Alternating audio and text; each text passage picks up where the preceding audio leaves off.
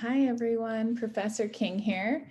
In this video, I'm going to be discussing Toni Morrison's The Bluest Eye from essentially like the final third to the end of the novel.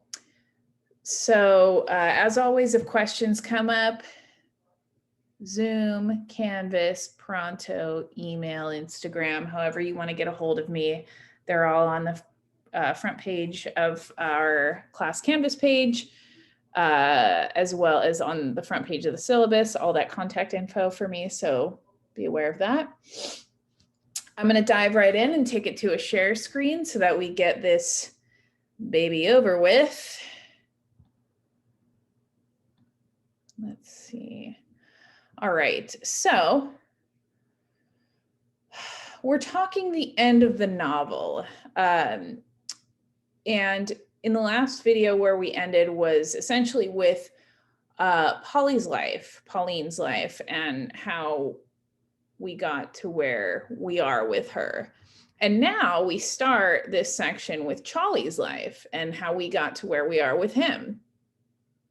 So one thing you might want to consider is if they are spouses, if they are Piccola's parents, if they are central characters in this novel, maybe do a comparison and contrast of where they come from and how that led them to where we are now and how that might be noteworthy or interesting.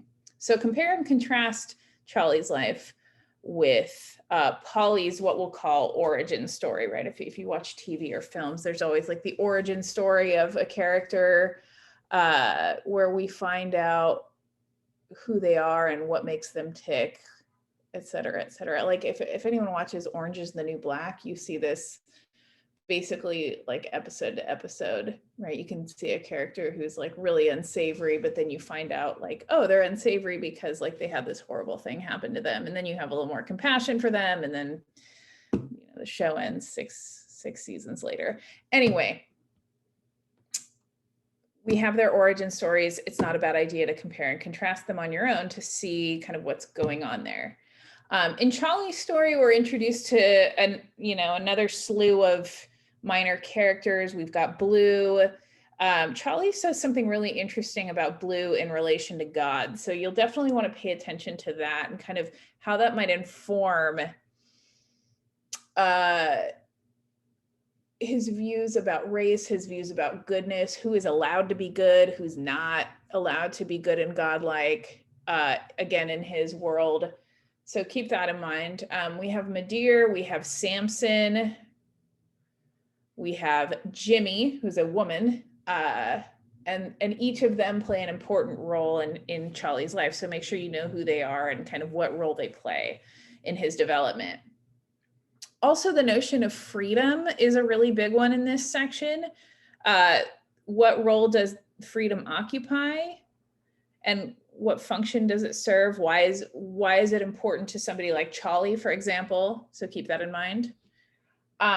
Think about the incident that happens between Charlie, Darlene, and the white men, and how this very sort of galvanizing incident, how it might affect the way he sees women or the relationships he has with women. Women that he loves, women that he has desire for, women that he has romantic or intimate feelings for, how that affects his relationship with women, particularly Black women. So keep that in mind.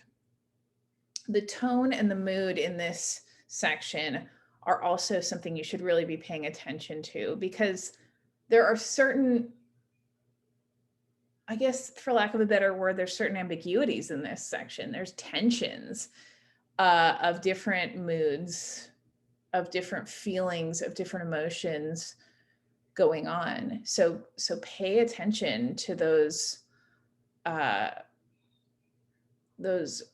multiple emotional journeys that we go through in this section.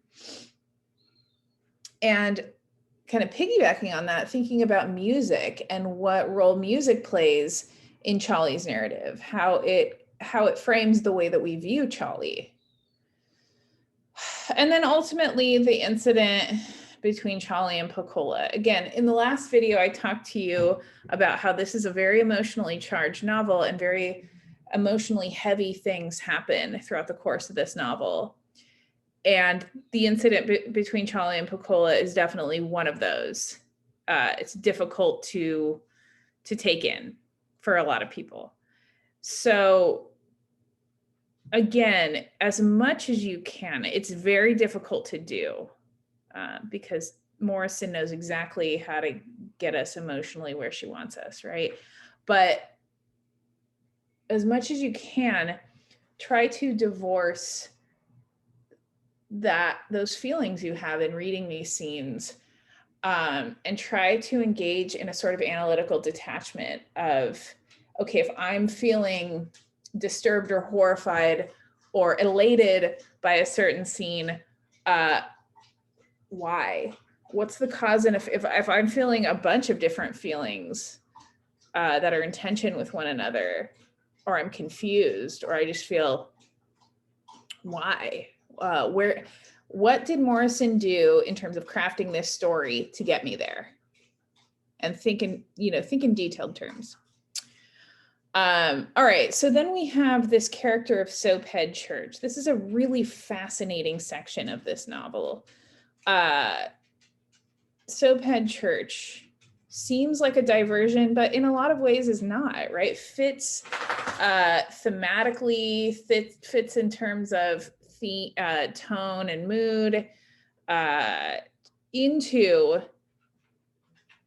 what's going on in this novel. So what do we find out about Soaphead Church? What's Soaphead Church's story? And what are his life's philosophies? How does he view the world? Again, as I said with Polly, right? Just because a character views the world a certain way does not mean that the author does, especially with somebody like Soaphead Church.